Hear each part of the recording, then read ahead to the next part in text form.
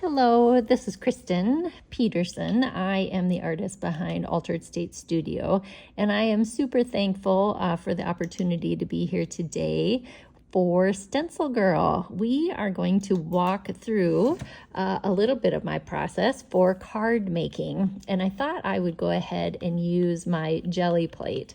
So I've got a couple colors here. I am working on getting that rolled out. But the one thing I thought I would go ahead and mention, I am using my 6x6 square here. I knew obviously I would be making cards, and I like this particular size because the 6x6 stencils fit so nicely onto this particular stencil. I can go ahead and grab a couple of cards here while I am making. We'll go ahead and give those a good little rub down here and make sure that I have got all of the paint.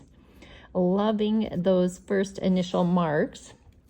And be sure, even once you pull that stencil off, there should still be paint left. So I'm going to go ahead and make sure that I'm grabbing all of those little delicious bits and making sure that we're grabbing all of it. So I typically, like I said, try to grab a couple cards each time. I am going to put just a little bit of the hot pink onto my jelly plate and grab just little bits and pieces here onto my cards.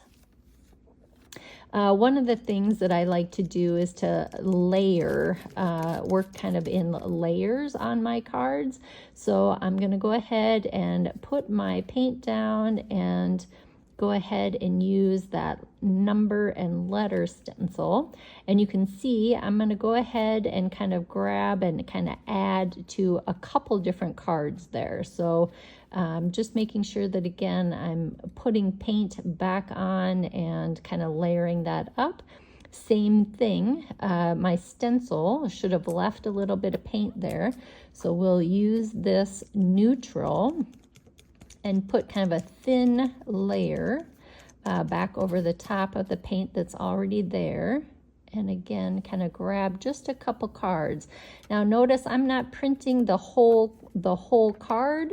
I'm going to grab just like edges here. I think that some of the way that I work with this jelly plate is maybe how I add kind of color and grunge to my cards. It's one of the, I don't know, maybe my style. How's that for you? So just one of the ways I think that I like to work when I'm using the jelly plate. So we'll circle back, add a little bit more paint. And I am grabbing another stencil. The one thing I want to make sure to point out is that this stencil is essentially kind of backwards. So if you want to ensure that your prints are essentially going the correct way, you'll notice even with like that number letter stencil, essentially it looked backwards, but it will print correct. So if you need to or want to, maybe practice once onto copy paper, just make sure that you are, again, going the correct way. Sometimes with some of the stencils, it won't matter at all, like either way, you'll be fine. But some of them with numbers or with words, letters, that kind of thing, sometimes you want to make sure that it's going the right way. So again, I've got kind of that paint still left on here. You should let it dry just a little bit. You could kind of see me hesitating just a little bit.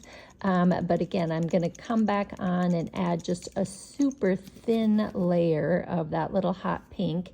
And we'll grab one more card. And I'm double checking to make sure which way my card is, making sure that, again, I was getting it onto the front of the card, because goodness.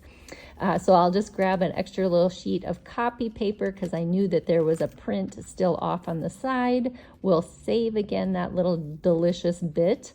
But look at how cute that turned out. I really love that pink with the dark and how the print isn't exactly perfect. So we're going to kind of transition now. So now I'm going to be just kind of working on, again, continuing to kind of layer up my stencils, layer up my stencils, the cards. We're going to layer the cards with the stencils. How's that?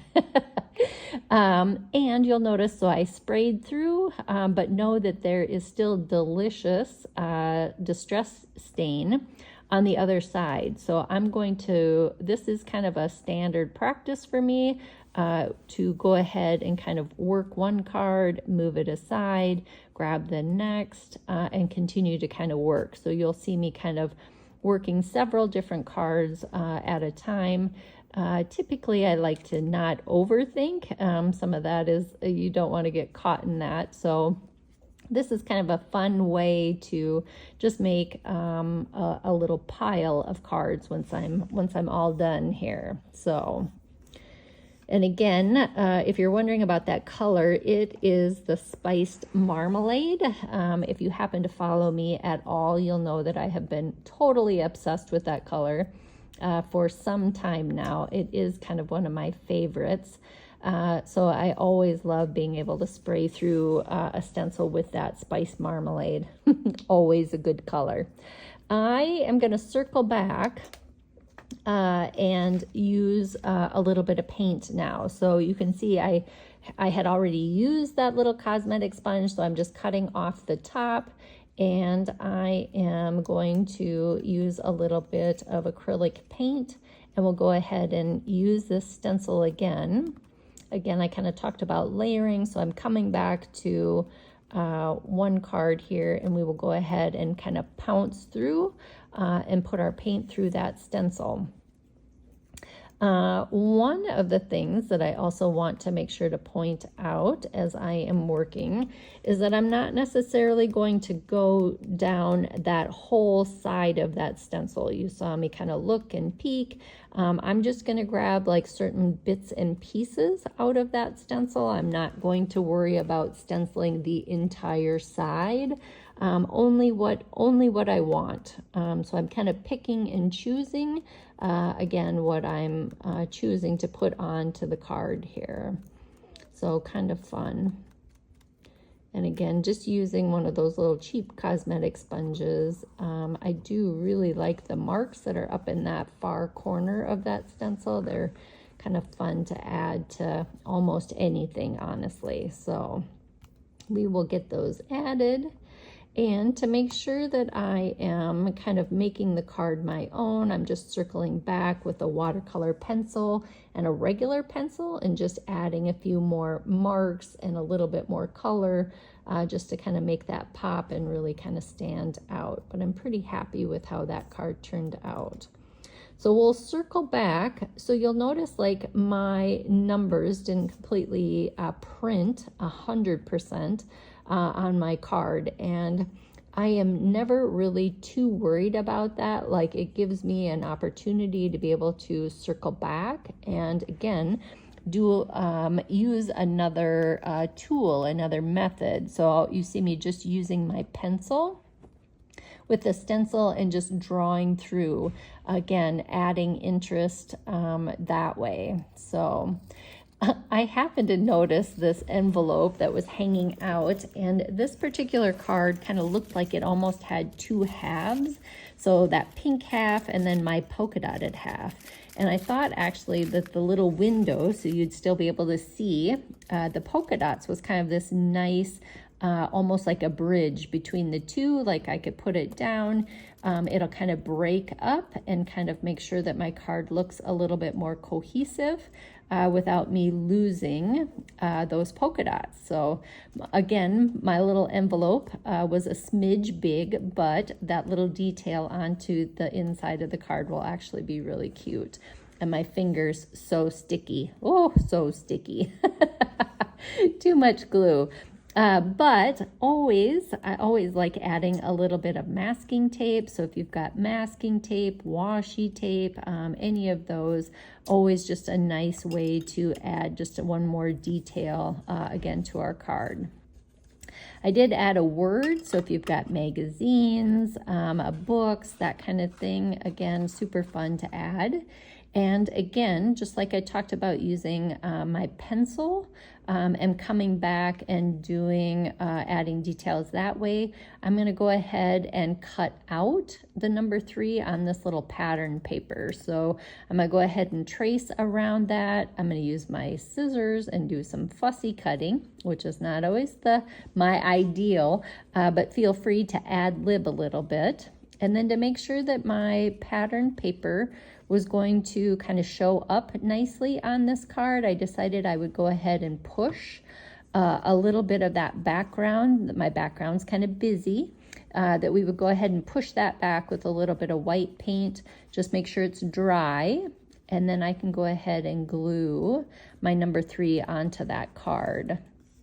And again, because I had added the white paint, I went ahead and stenciled again back over the top and just used a marker to kind of go around my numbers here. So this background happened to be kind of super busy, so we'll go ahead and just kind of paint back over that, and then we'll kind of rinse off. My sprayer was almost out of water here. We'll just rinse off just a little bit. Again, make sure it's dry, and once dry, then you can again stencil back over the top. This kind of helps create some of those layers. So white sometimes will push some of that back and give us another opportunity to continue stenciling and adding more things. So again, just a couple small pieces of collage, and again, a little piece of washi tape. And I'm circling back to this one. I had, again, that little piece of paper was calling to me.